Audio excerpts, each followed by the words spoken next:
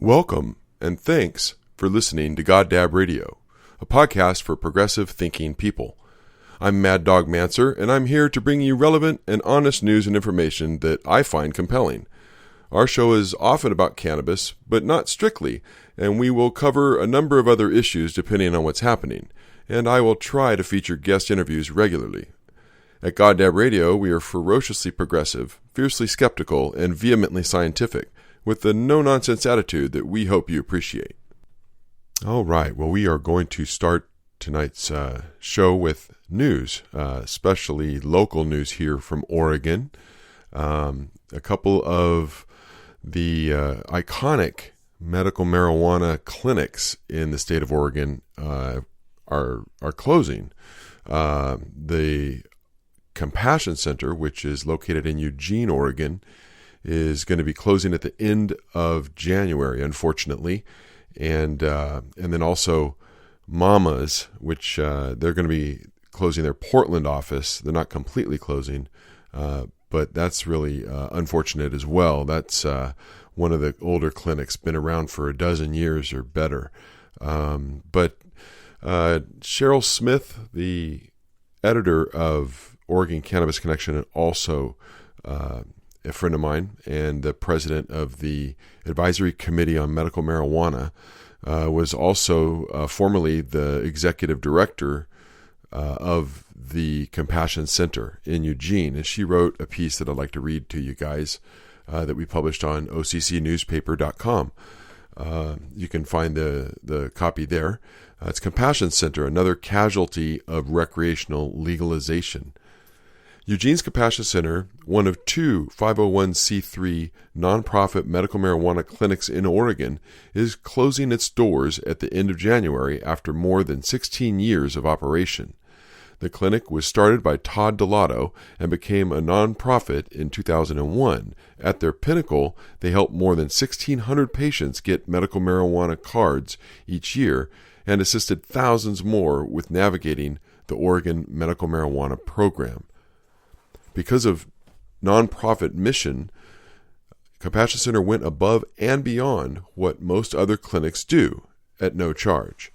They helped patients whose doctors had signed attending physician statements with the next steps, provided educational programs, linked patients and growers, stocked and sold for a reduced cost books, vape pens, and other supplies, and even provided free medicine to patients in need, a service from the very beginning. Long before dispensaries were operating, Compassion Center staff provided capsules, topicals, suppositories, and tinctures to seriously ill patients in need. Local growers who had excess knew they could bring it to Compassion Center, so staff with cards could share it with patients who were unable to find a grower. The organization had seen good and bad years, with mismanagement at times, which almost led to its closing their doors in 2008.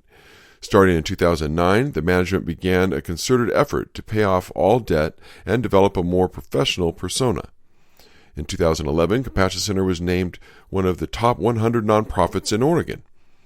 One thing they prided themselves on was following the letter of the law, including providing a hands-on physical exam for each patient and requiring medical records to document that the patient in fact had a qualifying condition under OMMA.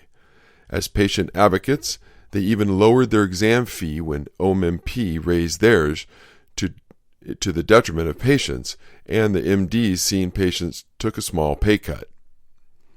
Another round of belt-tightening last year, with a move to a smaller quarters, a decrease in staff, and elimination of all but the most essential expenditures, the organization continued to struggle and help patients until they could no longer continue.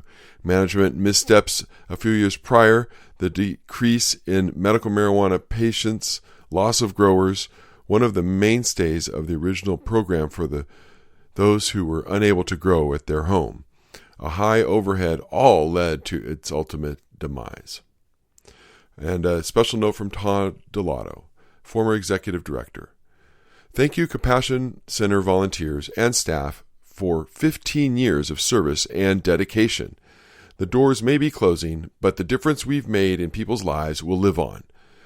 There have been numerous people who have honestly told me the Compassion Center flat out saved their lives, and there are many, many more who can claim their lives were greatly improved and suffering greatly alleviated due to a Compassion Center volunteer helping them find an effective delivery method, providing access to a cannabis-friendly doctor, giving free medicine in a time of need, listening to their problems, and just being there. Well, that's a really sad story, I must say. Compassion Center is a great resource. They were strict about their methods, and they kept impeccable records generally, and they're going to be sorely missed. I know that for sure. And also, unfortunately, the Mama Clinic is closing down their Portland store, which is really also just about equally as sad. At least they're going to be keeping their Dalles office open. But let's do this piece that I wrote on this. After 12 years, Mama Clinic closing Portland location.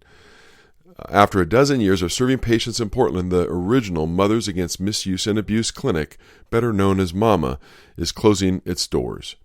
The clinic, located at 5217 Southeast 28th Avenue, has been a fixture in Portland since 2005, serving tens of thousands of medical marijuana patients over the years. MAMA will continue to operate out of their office in the Dalles, where they will have clinics about 4 times a month. Compassion Center in Eugene, the state's only other nonprofit, as I just mentioned, is closing its doors as well. We were losing money, Sandy Burbank, the clinic founder, told Oregon Cannabis Connection. Some months we would barely break even. Burbank has been fighting for cannabis and patients' rights for years. In fact, MAMA was founded in 1981 and received nonprofit status in 1982. Once Oregon passed medical marijuana in 1998, Burbank became even more involved serving patients. She eventually founded her own clinic, MAMA, after seeing the conditions at most other clinics in the state, including one where she had worked. Quote, on the first day, I walked in there and I was shocked at how the people were being treated. They were expected to wait for hours, sit on the floor, or stand.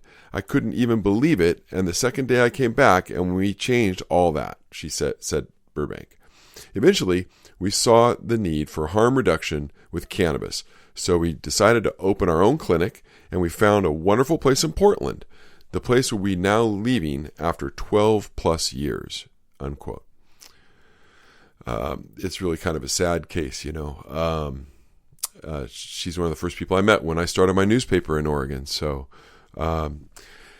I got back to the story here. Many changes have occurred in the Oregon medical marijuana program, and Burbank has always advocated for patients. She fought the massive fee increases in 2011 with fervor, contacted as many as 6,000 people 3 separate times to stand up against the increase. There were over 84,000 people registered with the OMMP at that point as patients, caregivers, or growers. In the emails, she asked that they or friends contact the Oregon legislature and let them know that they should not finance other health programs on the backs of patients.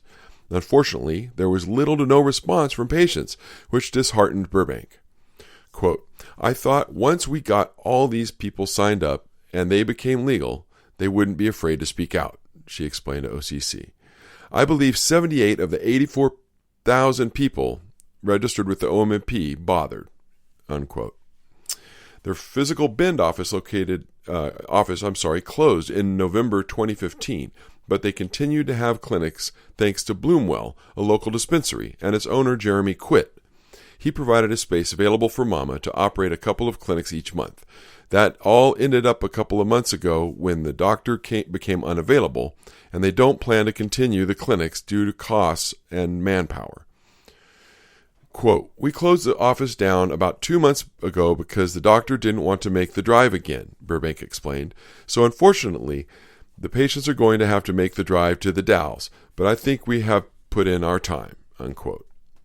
If you're interested in the clinics or were a patient in Portland or Bend and have questions, you can contact Mama at their clinic in the Dalles. It's at 317 East 9th Street. Or you can contact their Portland office until noon on January 27th. They're open Tuesdays through Fridays from 9 a.m. to 4 p.m.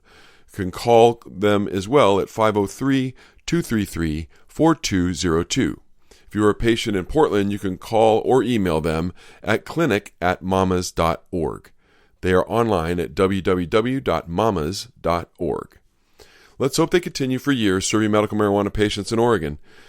We need all the patient advocates we can get, and none are better than Sandy Burbank.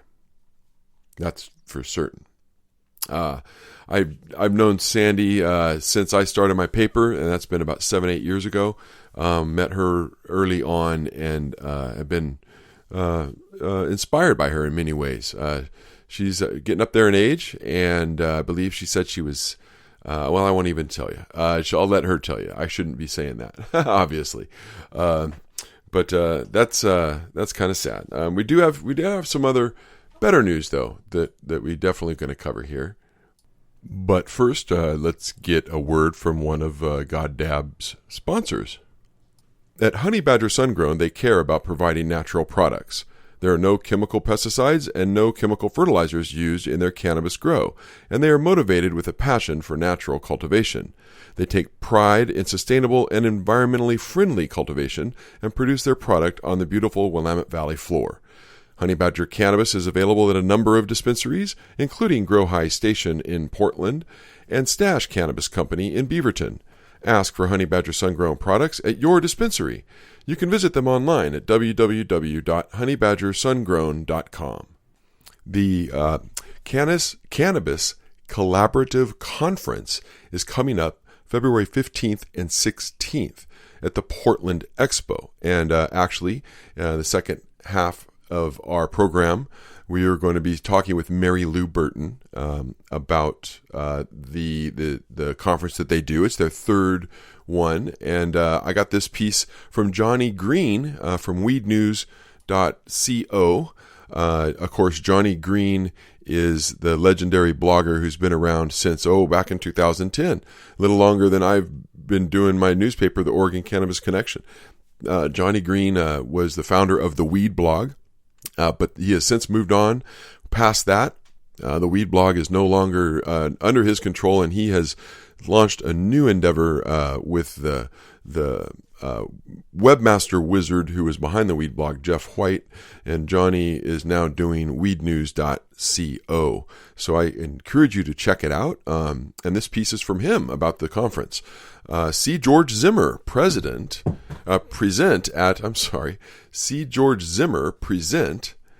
at Cannabis Collaborative Conference by Johnny Green, of course, from Weed News. You're going to like the way you look. I guarantee it. Those words were made famous by George Zimmer, founder and former CEO of Men's Wearhouse. If you have ever seen an older Men's Wearhouse commercial on television, which I'm sure most of, if not all of us have, then you are very familiar with those words. George Zimmer is a national icon and a very successful business person. But what some people don't know is that he is also a passionate cannabis advocate and consumer. George Zimmer has donated to legalization efforts in California and is on a very short list of current and former CEOs of major companies that support reform. He is living proof that a person can be a marijuana consumer and thrive at life. Quote, I've been smoking marijuana on a regular basis for about 50 years, George Zimmer told CNBC. As you can see, it's really impacted me in a negative way, close quote. 50 years of being a cannabis consumer and founded one of the most successful companies in America. And now new ventures. That's a person that marijuana entrepreneurs should learn from. Fortunately, entrepreneurs will get their chance when George Zimmer gives a keynote presentation at the upcoming Cannabis Collaborative Conference next month in Portland, Oregon. George Zimmer, no doubt, has some wide words for a young, growing industry. I'd imagine he also has some great stories and some inspiring words for fighting prohibition. George Zimmer has been quoted as referring to cannabis prohibition as the biggest con that has been perpetrated on this country in the last century. Below is a brief bio about George Zimmer. If you are in the Portland area, February 15th or 16th, I highly encourage you to check out the Cannabis Collaborative Conference, which is packed with great speakers and at a very affordable price. And I'll just go over this real quick with you guys. Of course, he is now the CEO and founder of Generation Tux. It's an online retail platform for tuxedos and suits. And he is also, of course, the founder and former CEO of and chairman of the Men's Warehouse. It was enormous men's suit chain, the biggest in the country, in U.S. and Canada. And of course, he's a lifelong advocate of servant leadership as the most effective business management model. He is also an advocate for conscious capitalism to address income inequality and excessive CEO pay. You gotta love that. That's one of the reasons we like him here on Goddab Radio. He is a father of 4 children and is self-described in his LinkedIn profile as a business warrior monk who roots for the underdog. George serves on the board of directors for the Institute of Noetic Sciences and the Oakland Zoo. Very cool. Johnny, awesome little article. And you guys are really going to enjoy the interview that I did with Mary Lou Burton in our second half of our podcast for this episode. So make sure you stick around for the second half or download the second part. We do it in 2 parts here so that you got 2 30-minute listens, and you don't have to do it all at once if you don't want. So all right. And we got more news here. Let's get to that, because we got some breaking news in Denver, which is just amazing to me, because Denver is going to allow public marijuana use. Denver starts work. They started actually Wednesday on regulations concerning public consumption of cannabis. That was January 18th. And they're going to allow it in cannabis clubs like coffee shops, art galleries, and even yoga studios. In November, voters in Colorado's largest city and capital approved a referendum to allow social use of cannabis. The measure did not have any specific directions other than the cannabis cannot be smoked inside and consumers must be over 21. Instead, the drafting of those regulations starts with a workshop made up of Denver business owners, marijuana opponents, and the city's marijuana regulators. There are plenty of places in Denver where you can find neighbors who want this kind of establishment, close quote. That was Emmett Reistroffer. He told that to AP News. He will be attending the workshop as one of the business owners, and also held a recent public meeting on the subject. And he had a few dozen attendees. They were interested in learning a lot more. One of the work group attendees from the opposition told AP she has concerns about intoxication of customers and their travel home after consumption. Quote, if you are neither serving nor counting the potency of the product, nor counting how much they consume, how are you protecting the public when they leave your property? Rachel O'Brien asks. The businesses that also allow consumption are not allowed to sell any cannabis products, so consumers will have to bring their own. And since smoking is not allowed, it will need to be in the form of edibles, which that's too bad, really. Maybe they can allow vaping or something. I don't know. There is a bill already introduced in the legislature to allow clubs on a statewide basis, and it actually has bipartisan support, which is awesome. One of the things about smoking and cannabis, I mean, it just kind of goes that they need to just kind of waive the whole cigarette smoking rules. If you enter an establishment that it advertises or makes note that they allow smoking on the premises, or have 2 areas, so one is non-smoking maybe, I really think they need to allow it. I mean, it's a bit of a liberty issue, especially when you talk about cannabis, because one of the main ways to use it is to smoke it, right? So that's a tough one. I guess maybe vaping would be a happy medium, because there's not the smoke in the air. I don't know. That might be an option. And we got some national news, actually. This news is this is kind of sad in a way. Brazil has got medical marijuana now, finally. Unfortunately, it's in the form of a pharmaceutical. That's really kind of not what we want to see. When the pharmaceutical companies end up controlling the only supply of cannabis, then you end up not only with a very with not a large variety, which is what you need depending on the ailment you have.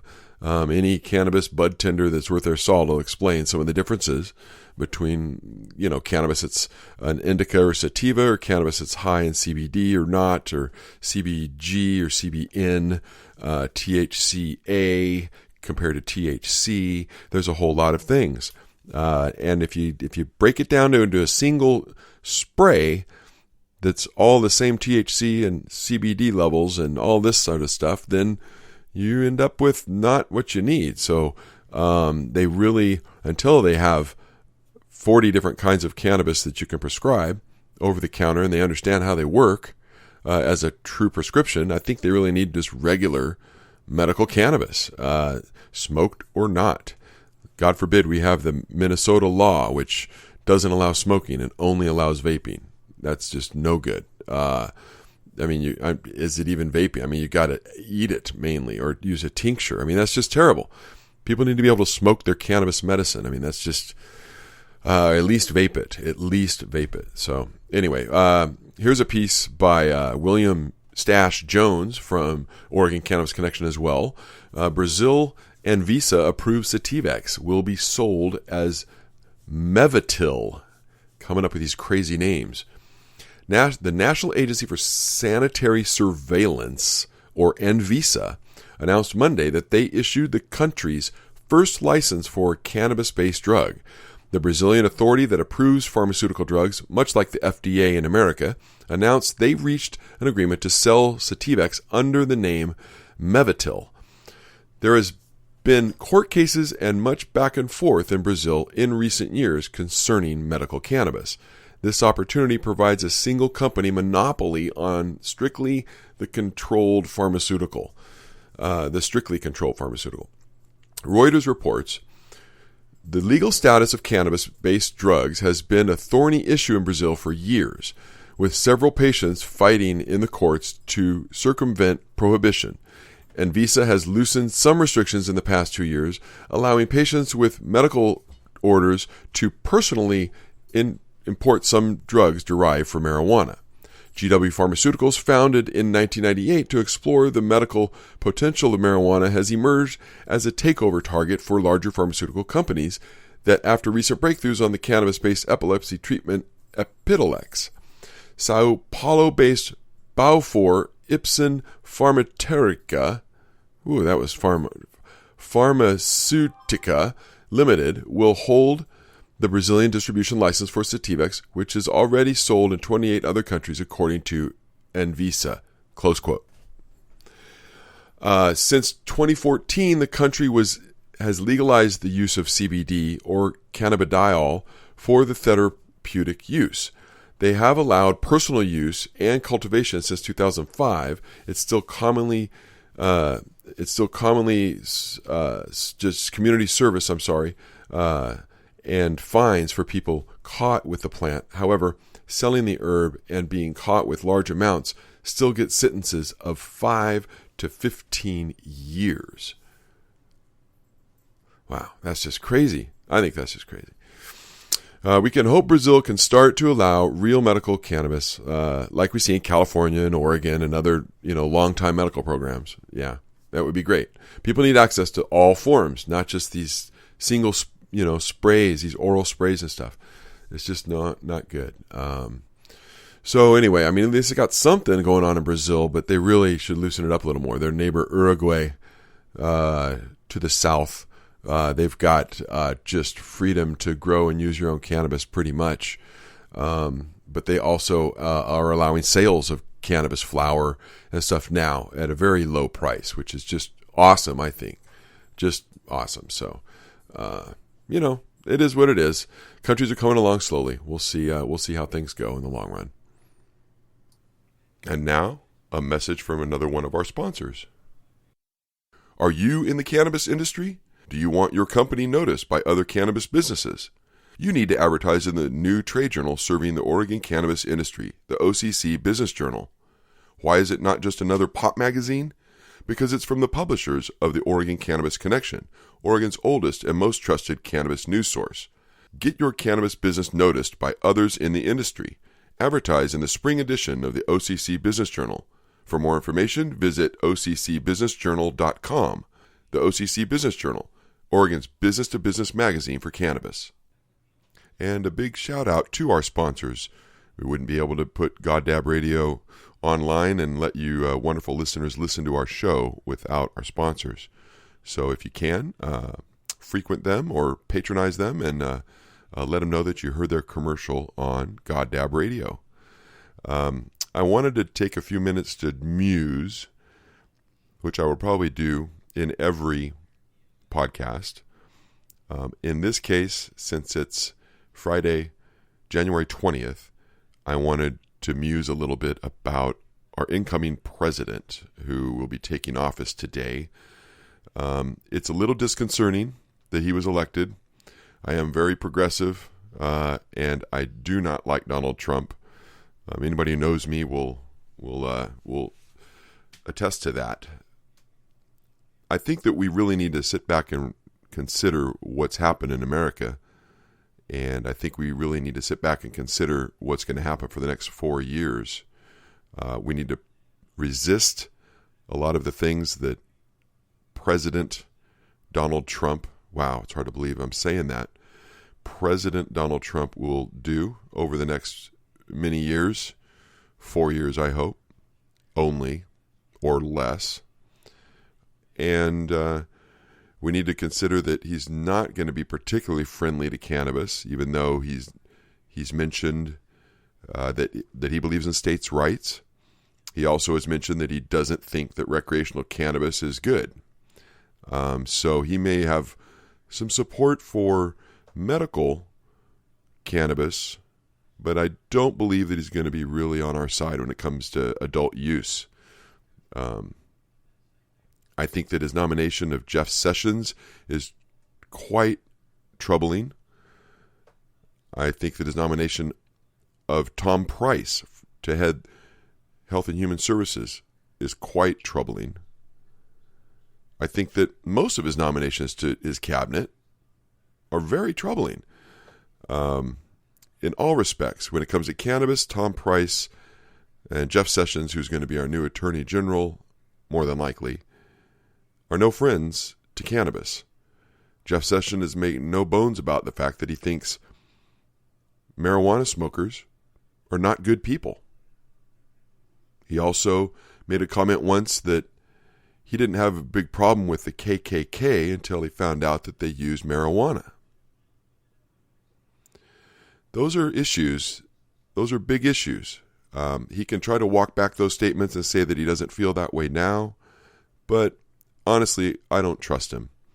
He's the first senator nominated for a cabinet post that had another sitting senator testify against him in his confirmation hearing. Senator Cory Booker did just that and made some very good points. Also, John Lewis, representative from Georgia, also made similar comments that he cannot trust Jeff Sessions. Jeff Sessions has not shown that he is got the wherewithal to be Attorney General. He's not going to support voter rights. He is not a big supporter of civil rights generally. So it's a problem. Tom Price, he's the man who is going to head up HHS, and he's responsible for rescheduling cannabis. The Attorney General can request that the Health and Human Services Secretary look at rescheduling drugs and start the process. But it takes the Health and Human Services Secretary to really implement that. So I reiterate, we're going to have a long 4 years from Trump, not just concerning progressive ideals, but concerning specifically cannabis. And for those reasons, I can't support either of those nominations, along with many of the others. But those specifically, because of the threat to the cannabis industry in this country, to the threat to medical cannabis patients in this country is real. And we need to consider that. All right, so that's it for part one of this show. Stay tuned for part 2, where we're going to interview Mary Lou Burton from the Cannabis Collaborative Conference. I hope you enjoy that, and it's coming up in our second half.